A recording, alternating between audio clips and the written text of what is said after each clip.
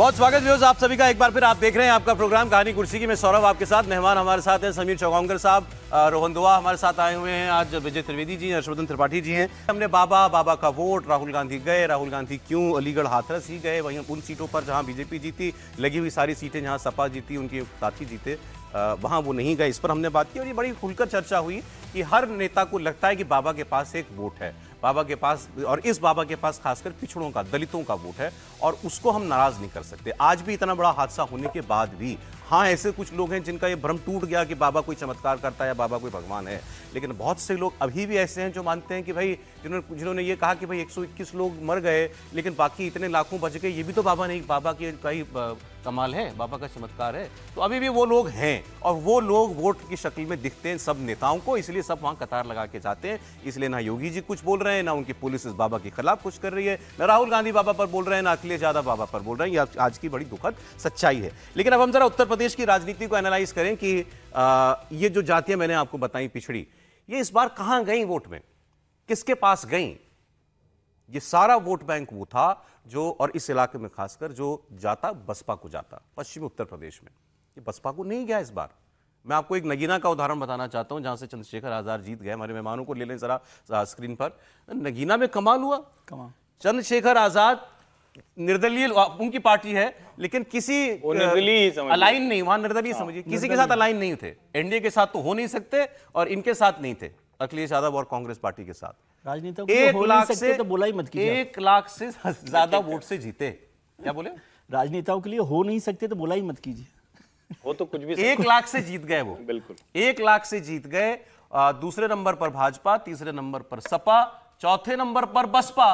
और उस इलाके में नगीना में जहां दलितों की इतनी बड़ी आबादी है, मुस्लिम आबादी बहुत ज्यादा है, बहुजन समाज पार्टी की जमानत जब्त हो गई, बसपा की जमानत जब्त हो गई, और ये बाबा वाला वोट भी सारा मायावती जी वाला वोट ही है। और इसीलिए इसमें ये चुंबक दिखाई देता है अखिलेश यादव जी को या राहुल गांधी जी को भी, और नाराज नहीं करना चाहते इनको योगी आदित्यनाथ भी, भारतीय जनता पार्टी भी। एक अखिलेश यादव जी का इसी बाबा पर, उनके आश्रम में जब ये गए होंगे तो एक बयान कल हम लोग दिखाना चाह रहे थे, छूट गया था। एक तो हमने आपको दिखाया था, वो गए तो वहां उन्होंने कहा कि नारायण साकार हरि जी की पूरे ब्रह्मांड में जय जयकार हो, जय जयकार हो। लेकिन चमत्कार पर, बाबा के चमत्कार पर भी अखिलेश यादव बोले हैं, वो मैं आपको सुना रहा हूं, सुनिए। नारायण साकार हरि की कृपा से जहां कल बिल्कुल दिन नहीं खुला था, आज आपकी कृपा की वजह से बादल छट गए हैं, धुंध हट गई है, और हम लोगों को थोड़ी आपके दर्शन से राहत मिल रही है। आपके दर्शन करने के बाद और यहां आपके जितने भी दिल से चाहने वाले लोग जो है उपस्थित है, उनसे मिलकर के मैं ये कह सकता हूं कि समाज को दिशा देने में और हमारे गरीब और जिनके सामने बहुत परेशानियां और संकट हैं, समय समय पर आप उन्हें दिशा देने का काम करेंगे।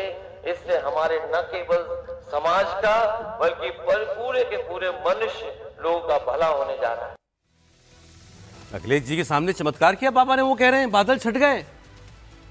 जी जी, मैं तो कह रहा हूँ कि इससे ज्यादा उम्मीद, मतलब मुझे इसमें कुछ भी आश्चर्य नहीं हो रहा कि कोई नेता बाबा के पास जाएगा तो वो इससे ज्यादा भी कुछ और चमत्कारिक उनको हो सकता है कि स्वप्न में आए थे, दिव्य स्वप्न में आए थे बाबा और उन्होंने आशीर्वाद दिया। इसमें कुछ भी अचरज नहीं है। लेकिन जिस बात पर हम बहस कर रहे थे कि वोट बैंक उनके पास होता है, ये बाबा राजनेताओं को भ्रम बनाए रखते हैं। ठीक है, और राजनेता सोचते हैं कि भी कोई नुकसान नहीं हो, चलो ठीक है। चलिए, इस पर हमने बात कर ली थी पिछले सेगमेंट में, तो ये बयान अभी आया था हमारे पास, तो मैंने कहा इसको सुना देना चाहिए एक बार। अब मैं ये पत्र पढ़ रहा हूँ राकेश कुमार त्रिपाठी जी का, भदोही के हैं। इन्होंने अपना पता लिखा है, अंबरनाथ जिला थाने से हैं, वहाँ इनका गाँव है हरीपही बता रहे हैं गांव का नाम, ये भदोही संसदीय क्षेत्र में आता है। इन्होंने बड़ी मेहनत करके, बहुत सारे लोगों से बात करके ये एनालाइज किया कि भारतीय जनता पार्टी इस बार क्यों हारी, और ये पत्र पढ़ना चाहिए मुझे भी और आप सबके जानकारी में ये आए।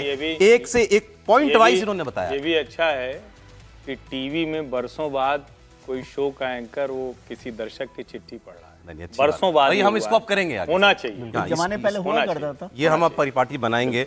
तो त्रिपाठी जी के अनुसार 13-14 पॉइंट इन्होंने बताए हैं। जल्दी छोटे मैं पढ़ रहा हूं। अध्यापक भर्ती के लिए टीईटी परीक्षा पेपर लीक, उसके बाद कोई तारीख नहीं बताई गई, कोई एक्शन नहीं लिया गया। प्राइमरी मिडिल स्कूल जो बहुत सारे पद खाली पड़े हैं, सालों से भरे नहीं गए, अध्यापक नाराज। शिक्षा मित्रों के साथ 3 बार मीटिंग हुई, कोई नतीजा नहीं निकला। वो ये कह रहे हैं अगर अखिलेश यादव होते तो हमारी तनख्वाह 3 गुना बढ़ जाती। शिक्षा मित्र नाराज। आंगनवाड़ी के लोग नाराज। पुलिस भर्ती परीक्षा का पेपर लीक हो गया, सारे लोग नाराज। सरकारी अस्पतालों में बहुत सारे पद खाली पड़े हैं, उसको लेकर नाराजगी। एक पॉइंट अब ये देखिएगा, ये कितना बारीक पॉइंट है। आम जनता पुलिस के व्यवहार से बहुत नाराज है। जब पुलिस सड़क पर बाइक स्कूटी चलाने वालों को जबरन पकड़ के 500 से लेकर 2,500 रुपया वसूलती है, पूछने पर चौकी इंचार्ज कहता है कि हमें आदेश है हर महीना 3 लाख रुपया लेकर के आना। इसके बाद ये कह रहे हैं अधिकतर वकील इस सरकार से नाराज बताए जा रहे हैं। ग्राम प्रधान नाराज हैं। इस चुनाव में कोई संगठन, ना पन्ना प्रमुख, यहां तक ना कोई पार्टी का कार्यकर्ता जो लोगों को जाकर वोट दिला दे। अपने ही गांव से 250-300 औरतें वोट देने नहीं गई जो भाजपा की वोटर थी। वो कहना बीजेपी का कोई आदमी इस बार बाहर वोट दिलाने के लिए नहीं निकला है। फिर वो जाति बता रहे हैं, हरिजन, पासी, कहार, नाऊ, ऐसी बहुत सारी जातियां मुफ्त के राशन और सुविधा मिलने के बावजूद बीजेपी के साथ नहीं गई। सब कुछ सारा उनको लाभ मिला लेकिन वो भी नहीं गई। फिर वो कैंडिडेट सिलेक्शन में आ रहे हैं और एक उन्होंने उदाहरण दिया है कि पिछली बार पार्टी ने भदोही से ही रमेश बिंद को चुनाव में उतारा था, वो पिछला चुनाव जीत गए थे और ये बाहर से आए हुए थे, मोदी जी के नाम पर जीत गए। 5 साल इनकी शक्ल नहीं दिखी वहां किसी को, और इस बार फिर से इनको टिकट दे दिया गया। इससे सारे ब्राह्मण नाराज हो गए। लेकिन इनकी जानकारी गलत है। बताइए। रमेश बिंद का टिकट कट गया, रमेश बिंद भाजपा छोड़ गए और रमेश बिंद मिर्जापुर से अनुप्रिया पटेल के खिलाफ लड़कर हारे। तो इनकी तथ्यात्मक गलती और एक गलती अच्छा वो गलती मिस हुई है, विनोद बिंद को टिकट, विनोद को दिया। नहीं वो ठीक है, मैंने पढ़ने में गलती करी, पढ़ने में मैंने गलती करी। रमेश बिंद पिछली बार जीते थे, इस बार विनोद बिंद को टिकट दिया, इससे ब्राह्मण वहां नाराज हो गए। ये ठीक है, ये लाइन अब ठीक है। इन्होंने यही लिखा है इसलिए।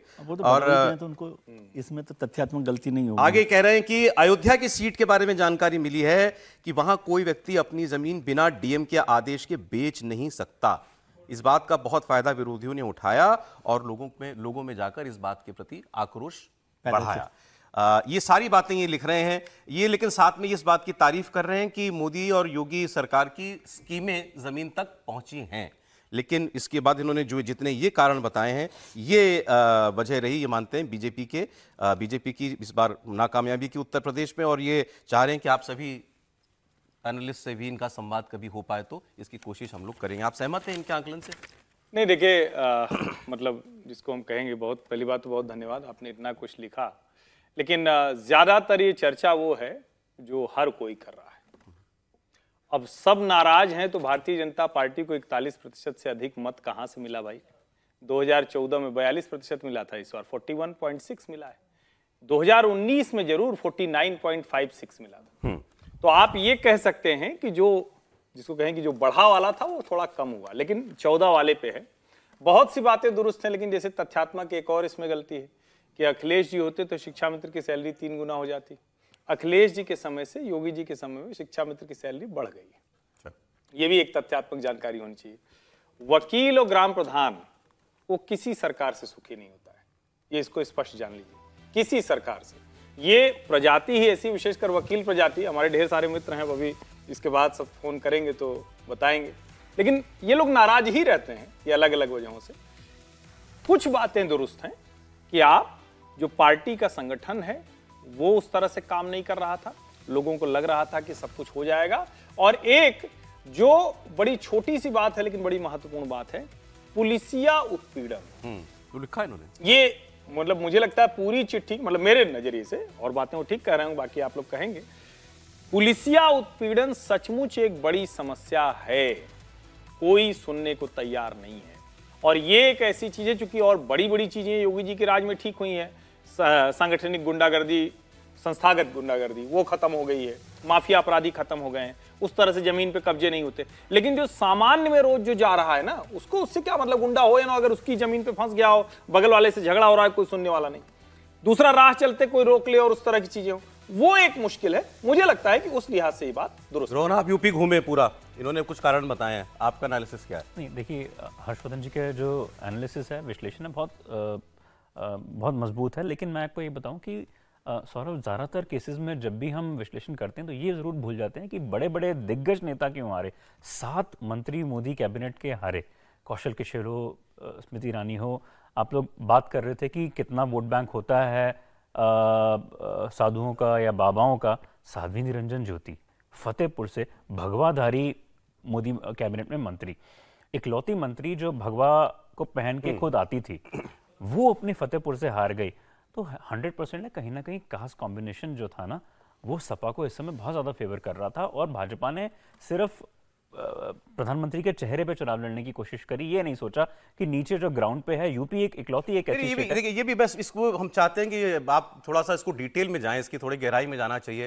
भाई जो लोग जो जातियां थी आपके साथ 19 में, क्या हो गया अचानक? नहीं, इसमें एक लाइन में और सौरभ जोड़ दूं, जिससे कि अरे भाई भाजपा ने भी तो सारी जाति के लोगों को टिकट दिया था। साध्वी निरंजन ज्योति वो पिछड़े समाज से आती हैं, उसी हिसाब से ज्यादा। तो साक्षी महाराज पिछड़े समाज से आते हैं, वो भी एक तो हुआ ना इन 5 साल में जो जिससे नाराजगी है, वो लोग क्यों गए दूर? नहीं, मैं हर्षजी और सौरभ आपको सिर्फ ये बात कहना चाह रहा हूं कि जब मंत्रियों को रिपीट किया जाता है ना, 2.5 साल आप उनकी कोविड के पहले तो निकाल दीजिए, जब 2.5 साल हर जो यूपी का जो क्षेत्र है उत्तर प्रदेश का है, हर्ष जी ने बात करी कि 2 ऐसी प्रजातियां हैं जो हमेशा नाराज रहती हैं हर सरकारों से। मैं तो उसके बियॉन्ड भी जाऊंगा कि उसके बियॉन्ड भी जो लोग थे वो भी इस बारी सिविलियंस यूथ भी बड़ा नाराज था इस कारण से, क्योंकि जो कास्ट कॉम्बिनेशन था वो बीजेपी के लिए इस बारी नहीं बैठ रहा था, चाहे वो दलित हो। पिछली बार आप देखिए सौरभ, 2017 की जीत हो, 22 की जीत हो, 19 की जीत हो, उस समय 3 प्रधानमंत्री की योजनाएं बड़ी मजबूत स्थिति में थी, चाहे वो उज्ज्वला हो, उजाला हो, प्रधानमंत्री आवास योजना हो, जायज का अमेठी हो या बलिया हो। अब आप नीरज चंद्रशेखर को, जो कि राज्यसभा से एमपी हैं, बलिया जो स्थिति है वहां पे ज्यादातर जो है ब्राह्मण और दलित लोग वहां पे ज्यादा हैं, आप वहां पे नीरज चंद्रशेखर को भेज रहे हैं बलिया में, बागी बलिया जो की है जहां से आपने उज्ज्वला योजना को लॉन्च किया हो, आपने कास्ट समीकरण वहां पे एनालिसिस करना हो सिर्फ इस कारण से क्योंकि चंद्रशेखर वहां से आते हैं। 1 मिनट मैं फिनिश कर लूं। और उसके बाद कुछ ऐसे भी लोग थे जो ब्यूरोक्रेट के बच्चे हों या ब्यूरोक्रेट्स हों, आपने उनको टिकट्स दे दियो। वो चीज जो है वो इस विश्लेषण में कहीं पे मिसिंग है। मैं उस पर जरूर हर्ष जी का ध्यान देना चाहूंगा क्योंकि हर्ष जी को वो पूरा विश्लेषण पता है कि टिकट वितरण की बात लिखी है, मतलब आप भी सबसे बड़ा वो तो सच, वो तो मैं मतलब जब मैं भी कह रहा था कि यूपी में 60 से 70 सीटें जीत जाएगी, तब भी मैं कह रहा था कि 20-25 सीट नहीं जीतनी चाहिए, लेकिन मैं कह रहा था कि जीत जाएंगी। मेरा ये अनुमान था कि सबके बाद जीत जाएंगी, हम लोग गलत साबित हुए। अरे एक बार राहुल गांधी जो सीटें जीते हैं, रायबरेली, सीतापुर, अमेठी, सहारनपुर, बाराबंकी, इलाहाबाद, एक तो उन्होंने सीटें मांगी होंगी मुझे लगता है क्षेत्र देख करके, इसमें पश्चिम की एक ही सीट है सहारनपुर। मैं जरा कांग्रेस की बात करना चाहता हूं स्पेशली समीर जी आपसे। कांग्रेस पार्टी का वोट पिछली बार से इस बार लगभग 3.5% वोट बढ़ा, 3% वोट, 6.36% था, इस बार 9.5% हो गया। लेकिन राहुल गांधी को बड़ी उम्मीद दिखाई दे रही है उत्तर प्रदेश में। वास्तविकता में ऐसी कोई आधार कांग्रेस के लिए बढ़ता दिख रहा है आपको? देखिए, परिणाम से तो उत्साहवर्धक होना स्वाभाविक है। अगर आप अमेठी में स्मृति ईरानी को हरा देते हो, आप रायबरेली से राहुल गांधी अच्छे से जीत जाते हो और आप वहाँ पर 6 सीटें से ज़्यादा जीत जाते हो अगर उत्तर प्रदेश के अंदर, जहाँ ये कहा जा रहा था कि राहुल गांधी खुद नहीं जीत पाएंगे, अमेठी तो उनकी हार तय है। तो मुझे ऐसा लग रहा है कि 17 सीटें मिलने के अगर कांग्रेस से प्रदर्शन कर रही है, और अब कांग्रेस को लग रहा है कि पहले भी अखिलेश यादव के साथ गठबंधन किया था इन्होंने, ऐसा तो ही नहीं कि पहली बार किया, उसके पहले अखिलेश यादव और राहुल गांधी ने गठबंधन किया था, तब बहुत बुरा प्रदर्शन रहा था। इस बार समाजवादी पार्टी और कांग्रेस का प्रदर्शन बेहतर रहा है, तो राहुल गांधी को और अखिलेश यादव को लग रहा है कि मायावती का जो बड़ा वोट बैंक है, जो मायावती के राजनीति से लगभग बाहर हो जाने के कारण जो शिफ्ट हुआ है, उसका एक वोट बैंक समाजवादी पार्टी और कांग्रेस के पास बसपा का वोट सारा इनको मिल गया है। बिल्कुल, इनके पास गया, कुछ वोट बैंक बीजेपी के पास गया होगा, लेकिन बड़ा वोट बैंक जो है मायावती का, वो अखिलेश के पास और कांग्रेस के पास चला गया। खासतौर से मुस्लिम वोट बैंक पूरा शिफ्ट हो गया जो मायावती का था, कुछ दलित भी वोट बैंक गया होगा। तो इन्हें लग रहा है कि अब जो मायावती कमजोर हो गई है, उनका वोट बैंक हमारे पास आ गया है। और ये जो हमारा प्रदर्शन लोकसभा चुनाव में रहा है, जो प्रधानमंत्री मोदी के नाम पर लड़ा गया था, जो योगी आदित्यनाथ के नाम पर लड़ा गया था, अगर अब जब हम 2027 का चुनाव लड़ेंगे तो उस समय मोदी का नाम नहीं होगा, उस समय हमें ये जातिगत समीकरण काम आए, यह वहां पर काम आ सकते हैं मुझे लग रहा है। और जो लोकसभा चुनाव, आप कह रहे हैं बीजेपी आगे भी जाति पर ही लड़ेगी? संभव ऑप्शन नहीं है कोई, असंभव ही नहीं ना, संभव ही यही होगा। बिना जाति के कोई चुनाव लड़ ही नहीं सकता, सब वोट जाति पर पड़ रहे हैं। आप जाति के हिसाब से पदाधिकारी डिक्लेयर कर रहे हो, आप जब पदाधिकारी की सूची जारी करते हो तो उसके नाम के आगे जाति लिख देते हो, किस जाति का है। तो मुझे लग रहा है पूरी राजनीति जाति की हो गई है, बिना जाति के कल्पना करना। प्रधानमंत्री मोदी ने कोशिश की थी कि बिना जाति की राजनीति करेंगे, अब यह संभव नहीं है। भारतीय राजनीति के अंदर जाति बनी रहेगी। कोई अगर ये मान ले कि बिना जाति के हम राजनीति करेंगे और अपना कैंडिडेट जिता देंगे, फिलहाल ये संभव नहीं है। बस और विजय जी के पास आ रहा हूं। एक पॉइंट बस आपको ये बता दूं कि लेकिन सौरभ कहीं ना बीजेपी को रणनीति इसलिए भी चेंज करनी पड़ेगी। आप महेंद्र नाथ पांडे का केस देख लीजिए चंदौली में। हर कोई महेंद्र सिंह धोनी नहीं हो सकता कि 41 साल की उम्र में भी वो आईपीएल जिता रहा है, प्रधानमंत्री 73 साल की उम्र में भी इतनी रैलीज कर रहे हैं 100 से ऊपर। महेंद्र नाथ पांडे एक पिछला अपना 2019 का चुनाव बड़ी मुश्किल से जीत के आए थे चंदौली से, फिर उसको भाजपा ने फिर वहां से टिकट दे दी। आप अजय मिश्र टेनी को देख लीजिए, कितना बड़ा हादसा हुआ लखीमपुर में, हादसे के बाद में भी आप उनके पीछे तो उनको सपोर्ट किया। टिकट डिस्ट्रीब्यूशन जो है ना वो बड़ी उसमें फॉल्ट लाइन है। हम लोग अभी बात कर रहे थे मतलब राहुल गांधी अखिलेश यादव की, आज इस जोड़ी की, इस गठबंधन की। एक बात तो 2017-2019 से सर ये सबक मिल गया कि गठबंधन भी तभी चलते हैं जब नीचे सपोर्ट हो जनता में। सब बिल्कुल उसके बिना नहीं उसके बिना आप कुछ भी नेता ऊपर कितने हाथ मिला लें कुछ नहीं होता। नहीं, नेता हाथ मिलाते हैं ये एक्सरसाइज करने के लिए कि जनता भी मिल जाए। कई बार होता है मिलती हैं, कई बार नहीं मिलती हैं, जो 2017 में नहीं हुआ अखिलेश जी के साथ। क्योंकि वो आपको याद हो, मैं 2017 के इलेक्शन में यूपी में था, पूरा यूपी घूम रहा था। जिस दिन ये हुआ है फैसला, लखनऊ के एक 5 स्टार होटल में जब राहुल गांधी जी और अखिलेश जी बैठे हुए थे प्रेस कॉन्फ्रेंस में, उन्होंने 2017 में जब ही हुआ था, तो उससे एक रात पहले में राज बब्बर जी प्रदेश अध्यक्ष थे कांग्रेस के। अच्छा, उनको भी इसका आइडिया नहीं था कि कल ये होने वाला। और छोड़िए, वो मान लो मुझसे झूठ बोल रहे होंगे, मैं ये मान सकता हूँ कि वो कहेंगे कि झूठ बोल रहे हैं, कोई ऐसा नहीं है। लेकिन उससे 2 दिन पहले तक आप अखिलेश यादव के खिलाफ जन आक्रोश रैली निकाल रहे थे। बिल्कुल सही से याद आ गया। और शीला दीक्षित जी वहां पर चीफ मिनिस्टरियल कैंडिडेट थी। तो ऑल ऑफ ए सडन आप कैसे इसको बदल कर चले जाएंगे? कांग्रेस खुद हतप्रभ थी वहां पर कि भाई 3 महीने 4 महीने से वो चल रही थी जन आक्रोश रैली, और अचानक आप उनके साथ हो जाएंगे। तो वो अब इसमें थोड़ा सा टाइम मिल गया, क्योंकि इंडिया गठबंधन का जो 1 साल निकला। अभी इस जोड़ी या इस गठबंधन की शेल्फ लाइफ कितनी मान रहे हैं आप? विधानसभा चुनाव में यदि अखिलेश जी उनके साथ चले जाएं तो मुझे थोड़ी हैरानी होगी कि वो जाते हैं कि नहीं जाते, क्योंकि विधानसभा चुनाव अखिलेश जी अपनी ताकत पर लड़ना चाहेंगे और वो कांग्रेस को कितनी स्पेस दे, लेकिन दे देंगे तो हो सकता है दोनों का विनिंग कॉम्बिनेशन है, क्यों नहीं जाना चाहेंगे? विनिंग कॉम्बिनेशन है, लेकिन कई बार होता है कि अपनी जमीन का नुकसान नहीं उठाना चाहते हो अखिलेश जी, लेकिन चले जाएंगे तो विनिंग कॉम्बिनेशन है। और दूसरी बात, मैं एक तो आपका बहुत शुक्रिया करता हूँ कि आपने किसी हमारे दर्शक को इतना समय दे दिया कि पूरी राकेश जी की बात कर ली, और राकेश जी को भी शुक्रिया। और उनका तथ्यात्मक गलती हो सकती है, हर्ष जी बता रहे हैं, लेकिन उसको राय के तौर पर लेना चाहिए कि उत्तर प्रदेश का एक आम आदमी क्या सोच रहा है। उसमें बहुत सारे हो भी सकता है गलती है, कुछ छोड़ भी दिया, लेकिन उन्होंने इतना एफर्ट किया, हमारा प्रोग्राम देखते हैं, आप लोगों को सुनते हैं, ये हमारे लिए बहुत बड़ी बात है। और क्या जो उत्तर प्रदेश की बीजेपी की समीक्षा रिपोर्ट है उसमें कुछ पॉइंट्स ये वाले हैं कि नहीं है, ये देखने की बात है। तो दोनों बातें, और जातिगत समीकरणों के, जैसे समीर जी कह रहे हैं ना, बिना जातिगत समीकरण के अब जो राजनीति चल रही है उसमें नहीं हो रही। उसका पहला नतीजा तो आपने देख लिया ना, जो संविधान बदलने की बात थी उसका डायरेक्ट कनेक्शन था आरक्षण समाप्त करने से, आरक्षण खत्म करने के नैरेटिव से, मतलब, और आरक्षण खत्म करने का नैरेटिव मतलब जातिगत समीकरण की बात है।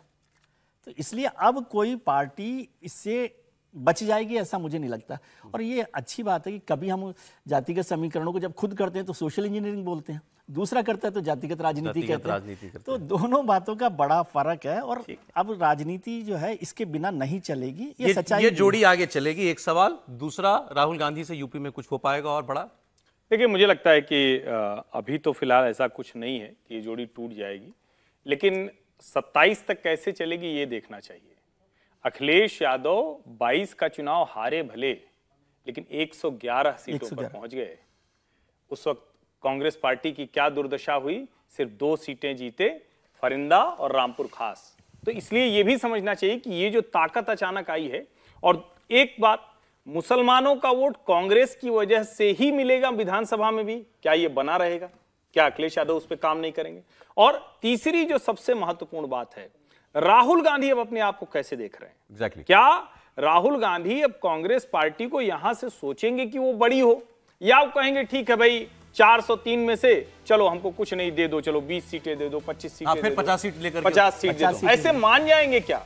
ये मुझे थोड़ा असंभव दिखता है। और एक बात मैं जरूर कहूं, समीर जी भी कह रहे हैं, विजय जी भी कह रहे हैं, हम भी मानते हैं, सब मानते हैं कि जाति जाति है, वैचारिक अधिष्ठान कमजोर होता है तो जाति सर पर चढ़कर बोलती है। सामाजिक समीकरण तो आपको करना ही पड़ेगा जिस भी जाति की जो हिस्सेदारी है, लेकिन जब आप जाति जाति चिल्लाने लगते हैं, मैं भाजपा के संदर्भ में कह रहा हूं और कांग्रेस के भी संदर्भ में कह रहा हूं, राष्ट्रीय पार्टी जाति जाति चिल्लाएगी, उसका नुकसान झेलेगी। राहुल गांधी और यूपी, देखिए राहुल गांधी यूपी में फोकस करेंगे, इसमें कोई दो राय नहीं है, और अखिलेश यादव भी उन्हें भी साथ लेकर चलेंगे। देखिए इस समय जो कांग्रेस की पोजीशन है और इस समय जो कहते हैं ना कि अखिलेश यादव और राहुल गांधी ने जैसा प्रदर्शन किया है, अखिलेश यादव को किसी भी तरीके से अब सत्ता में आना है उत्तर प्रदेश की।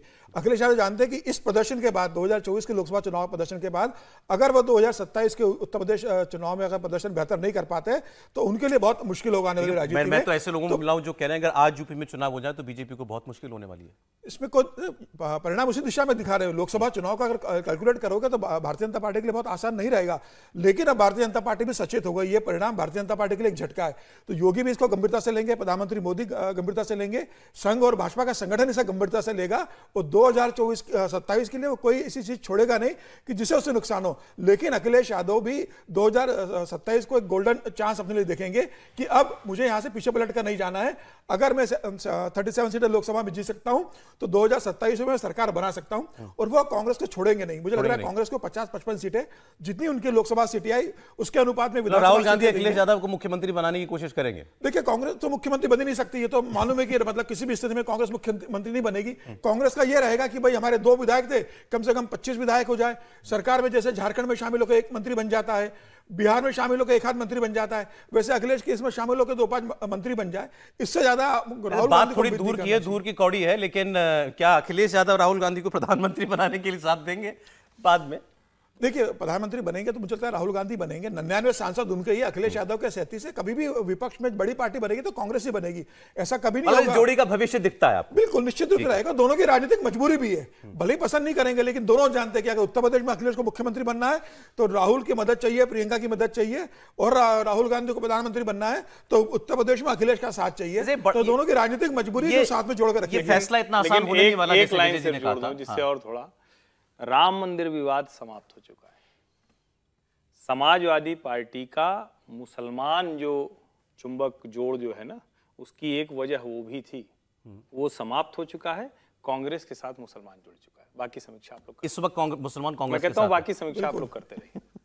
नहीं, जैसा उन्होंने कहा, विजय जी ने जैसा कहा कि भाई कोई भी ये चाहेगा ना मैं अपने दम पर आऊं, राहुल गांधी भी ये चाहेंगे ना कि मेरी पार्टी की जमीन नींव मजबूत हो, वो जनाधार बढ़े। नहीं, लेकिन लगता है सौरभ अभी तो राहुल गांधी की मजबूरी है अखिलेश को साथ देना। 37 सीटें हैं। और ये भी बता दूं जो पीडीए का जो कॉम्बिनेशन है ना, वो अखिलेश की वजह से ही है। ये जरूर है कि मुसलमान जो हर्ष जी कह रहे हैं कि वो ज़्यादातर वेस्ट यूपी के जो हैं, अगर मैं बात करूँ सहारनपुर से लेके मेरठ से लेके अलीगढ़ तक लेके, वो ज़रूर उनकी वजह से आए, क्योंकि बड़े दिग्गज लीडर होते थे एक समय, सलमान खुर्शीद साहब और बाकी लोग, तो वो ज़रूर आए हो। लेकिन कदावर नेता तो इस समय उत्तर प्रदेश के अखिलेश ही हैं, जिन्होंने अपने दम पे रथ बीजेपी का रोका है 37। वो राहुल गांधी के बस का योग नहीं था कि वहां पे जाके वो इतनी सारी सीटें ला सकें, जो 6 सीटें भी उनके पास में आई हैं।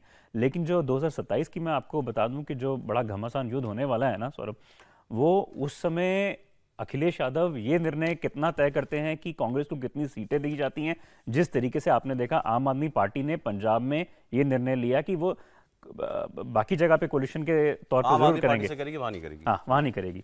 और दिल्ली में भी मुझे आपको मैं बता दूं जो अगले साल चुनाव होने वाले हैं फरवरी में, आम आदमी पार्टी बिल्कुल हिस्सेदारी नहीं देने वाली है कांग्रेस को। क्यों नहीं, कांग्रेस नहीं देने वाली है, कांग्रेस नहीं देने वाली। थोड़ा सा करेक्ट कीजिए। नहीं, पावर में तो आम आदमी पार्टी है ना। अब जो स्थिति है, तो आम आदमी पार्टी, कांग्रेस पार्टी केजरीवाल को हाथ नहीं रखने देगी।